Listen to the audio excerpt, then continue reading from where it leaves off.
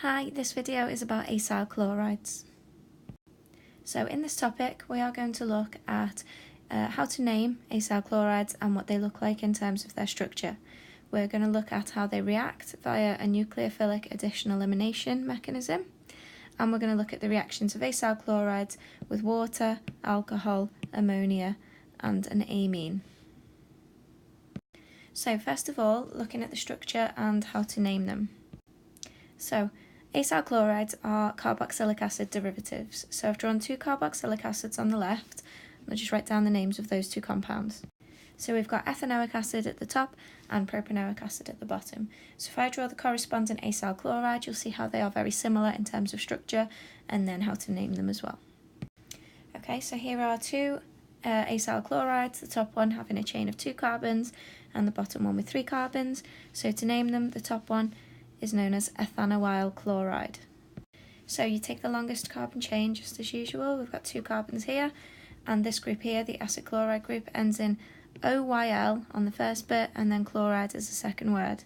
So where it would be ethanoic, it's now ethanoyl, and then chloride to finish the name. So the bottom one, that is propanoyl chloride. So you can see that they are very similar to the carboxylic acids, and that they've got the alkyl chain on the end. And then the very first carbon in the chain has a double bonded oxygen, just as it would do in a carboxylic acid, and then where a carboxylic acid comes down to a hydroxyl group, here it just goes straight to a chlorine. So that's how to draw them. In terms of structural formula, this acyl chloride group here is simply denoted COCl in your structural formula. Okay, and obviously if you've got longer carbon chains, you could have branches coming off here, and you could have other substituents, and it's named in the same way as everything else. So if you had a methyl group here, you would have 1,2-methyl, 2-methyl propanoyl chloride. So I'm not going to go into it in too much detail because it follows the same UPAC rules as everything else.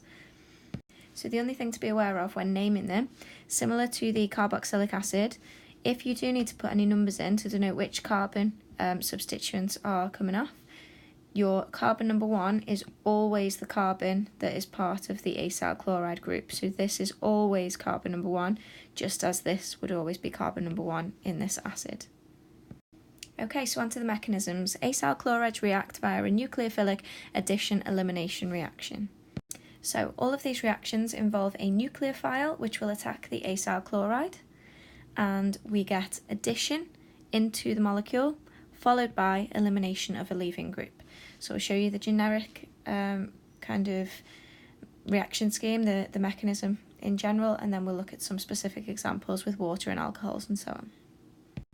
Okay, so starting with this compound here, this is ethanoyl chloride, and here we've got just a general nucleophile. So your nucleophiles will all have a bond to a hydrogen, so when we go through the specific examples, you'll see how that hydrogen there is quite important in the nucleophilic addition elimination mechanism. So first of all, if we consider the partial charges that we've got, we know that we have got a lone pair of electrons on the nucleophile, so nucleophiles are lone pair donors. We have also got an electronegative oxygen atom up here, so this is a delta minus, this has a partial negative charge because it's pulled electrons towards itself, and the carbon has a partial positive charge, so delta plus. So that enables us to see where we're going to get attack from the nucleophile. So the lone pair of electrons on the nucleophile comes in and is attracted to the partially positive carbon atom. Those incoming electrons then repel electrons in this oxygen double bond up onto the oxygen atom, and that's the first step of the reaction in every case. So the products will look like this. So this is an intermediate product, so we have got a negative charge on the oxygen because the electrons have moved up onto oxygen, giving it a negative charge. We have got the nucleophile, which is now making an additional bond, so that's now positive charge. The chlorine is still sitting on there as well. So hopefully those curly arrows lead to that sort of structure in your mind anyway. So the next step, these electrons up on oxygen, these are going to come back down and reform that double bond. So by doing that, they come in and they repel the electrons on the carbon-chlorine bonds. Chlorine's quite a good leaving group, so that's going to get kicked out. And that will give you another intermediate. So now you still have your nucleophile which has got a positive charge because it's making its original bond, but it's also making this additional bond. And you've got the hydrogen here, and this is where these electrons in this nucleophile hydrogen bond are going to come in handy. So the electrons in the bond to hydrogen are going to move onto the nucleophile to neutralise that positive charge, leaving the hydrogen to leave as a positive hydrogen ion or a proton. And then we can draw your final product. So from there we still have the methyl group, a carbon, double bonded oxygen, and now it goes down to the nucleophile that was attacking in the first place. So you can see that in the first step we get addition of the nucleophile into this acyl chloride group to give us this. We then get elimination of a chloride leaving group, so that's the addition, that's the elimination, and then finally we neutralise the positive charge on the nucleophile by losing that hydrogen as a hydrogen plus. So final little bit on this side, plus H plus. Then if you also consider that up here we did lose a chloride ion, so the electrons have moved on to chlorine, making chlorine negative, and that's left as well, we then end up also with a Cl minus in the final product as well. Okay, so that's the general reaction. That's how it works in every case that we're going to look at next. We're now going to look at some specific examples showing you how you can replace this nucleophile here with water, alcohols, amines, and so on. Okay, so first of all, looking at the reaction with water, we're going to draw out another acyl chloride, and this time the nucleophile is just going to be a water molecule. Okay, so we've got an acyl chloride and we've got a nucleophile in the form of water. We need to look at where the partial charges are so that we know where attack is going to happen, although it is exactly the same as the reaction that I've just shown you. So we've got electronegative oxygen atom, that's partial negative charge, and the carbon attached to it is partially positive because it's lost some electron density as it's moved up here and away from this carbon. Okay. So we get attack from the lone pair of electrons on oxygen into carbon, and those incoming electrons repel the carbon-oxygen double bond electrons up onto oxygen. So that's the first step. So this will produce the methyl part, the carbon. This oxygen is now single bonded because this is bond breaking here. This oxygen now has a negative charge because it has extra electrons around it. We've still got the chlorine because nothing's happened in the previous step to the chlorine. We've got oxygen with its two hydrogens, the full water molecule, and that oxygen's making an extra bond. That oxygen has lost some of its electrons to form that covalent bond, and therefore it's positive. So we've done the addition of the water molecule into that compound. We're now going to do the elimination. So these lone pairs of electrons on here, this one moves down onto here to reform that double bond. And in coming through there, it repels the electrons in this carbon-chlorine bond onto chlorine, kicking out chlorine as a chloride ion. So this is what results from that step. So we've got the carbon-oxygen double bond reformed. We've still got a water molecule stuck into this molecule with a positive charge on the oxygen. This is the chloride that we've kicked out up here, and now we need to remove the positive charge from this oxygen by getting rid of one of the hydrogens. So we take the electrons from this oxygen-hydrogen bond and put them onto oxygen. That causes this oxygen atom to leave and this charge to be neutralised. So your product, go back this way again, is H3C, carbon, double bonded oxygen, down to an oxygen, down to a hydrogen, plus H plus, and of course we've got the Cl minus over here as well. So as you can see, as it all comes together towards the end, if you take an acyl chloride and you react it with water, it undergoes nucleophilic addition, elimination, and it gives you a carboxylic acid. If you were to write this as an equation rather than draw it as a mechanism, you must remember that you're writing the acyl chloride and the water as your reactants. Your product are the carboxylic acid, but also the H plus and the Cl minus hydrogen chloride. Okay, so we'll look at another example and you'll see that they are all the same. Okay, this time we're looking at reaction with an alcohol, so we'll use methanol in this case. Okay, so here is our acyl chloride, ethanoyl chloride, and here is our methanol, which is going to act as the nucleophile. So partial charges, we've got delta negative oxygen, we've got delta positive carbon. That's going to be where attack's going to take place. So the lone pair from oxygen moves into the carbon, it's attracted to the positive charge. The electrons in the carbonyl bond move up onto oxygen. That will give you H3C, carbon. The oxygen is now single bonded because we've just broken that double bond. It now has a full negative charge because it has extra electrons sitting on it. The chlorine's still intact. We've now got the oxygen that has attacked this compound, which is attached to, if you look at the connectivity of the atoms over here, it's attached to an H, and in the other direction, a methyl. And this is now positively charged because it's lost some electrons to form this covalent bond. Okay, so your next step, the electrons that are up on oxygen, they're going to come back down and reform that double bond, and in the meantime they're also going to kick out that chlorine as a chloride ion. And that takes you to the next step, where you've got H3C, the carbon, that double bond has now been reformed, the chloride's now gone, but you do still have the O with the H with the CH3. Finally, we need to get rid of this positive charge on oxygen, so the hydrogen, the electrons from the carbonyl, they move on to, the electrons from the oxygen-hydrogen bond move on to the oxygen, kicking out the hydrogen as H+.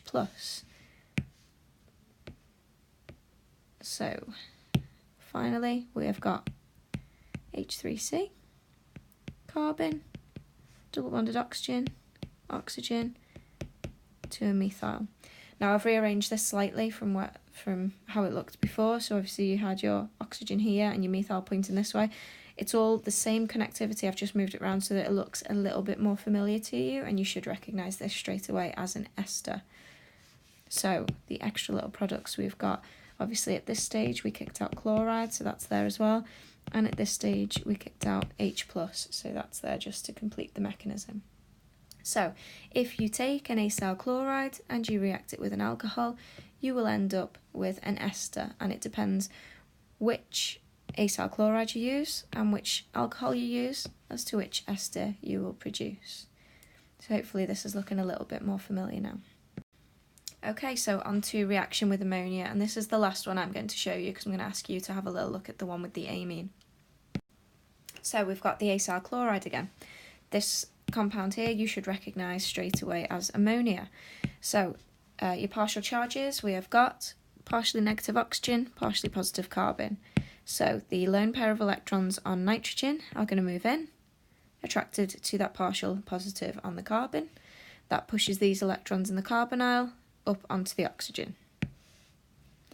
That takes you to your next stage, where you've still got your H3C, your carbon. This is now single bonded because you've broken that double bond. It's negative because it has extra electrons around it. The chlorine's still in place, and down here you've got the nitrogen that attacked. You've got hydrogen in 3 directions, and that nitrogen is now making more bonds than it should be. It's lost some of its electrons into forming that covalent bond, so it's now positively charged. So the next step, just as before, these electrons up on oxygen are going to move down and reform that carbon-oxygen bond, and they are going to kick out this chloride as these electrons move over onto the chlorine atom. So that takes you to the following intermediate. We've got the double bond reformed, the chlorine's now gone, we've still got the nitrogen, it's still got 3 hydrogens, and it's still positively charged. So the last little bit is to neutralise that positive charge by breaking one of these NH bonds and putting the electrons back onto nitrogen to neutralise the positive charge. That will kick out this hydrogen atom here as a hydrogen ion. So finally, your product will look like this. We've got the H3C, carbon, oxygen, the nitrogen. We've now got 2 hydrogens, and we've kicked out the H+, and of course over here we've kicked out the chloride as well. So with ammonia, an acyl chloride will react via nucleophilic addition elimination, and it will give you this compound here. This is known as an amide. So it starts off looking like a carboxylic acid, but where you'd normally go down to an OH group, you've got a nitrogen with some hydrogens coming off it. This is known as an amide. So you must make sure that you know the difference between amides and amines. So on the next slide, I was going to go through the reaction with an amine, but I'm really hoping that it's becoming very familiar and they're all starting to look the same. So I will show you an amine, but I'll ask you to draw it as your in place of your post-tutorial quiz this week. Okay, so onto the reaction with amines. So for this reaction, I want you to write it out in your notebooks, and I would like you to use the following compounds, please. So this is your acyl chloride, and I would like you to name it, please. I would then like you to react it with the following compound. So that is your amine. I would also like you to name it. So it might take a little bit of research as to how to name amines. After you've drawn both of those and named them, I would like you to please draw out the nucleophilic addition elimination reaction. If you are able to identify your product in terms of the functional group, or even name it, then bonus points to you. That's what I'm after, okay? The mechanism is what I need. If you can name both of these compounds, and if you can then identify the product by name or by functional group, that would be really, really good. Okay, so that is the end of your tutorial on acyl chlorides. You should know now how to name acyl chlorides, how they look similar to carboxylic acids. You should know how to draw them in terms of structural and displayed formula. And you should be able to outline the mechanism for the reaction of an acyl chloride with water, an alcohol, ammonia, and hopefully an amine as well. So can you please make sure that before next lesson you have a full set of tutorial notes in your notebook, and that you bring those with you to your lesson. And this time, in place of your post-tutorial quiz, because it's a little bit tricky to test via a quiz, I would like you to draw out the mechanism from the previous slide. So good luck, and I will see you in lesson.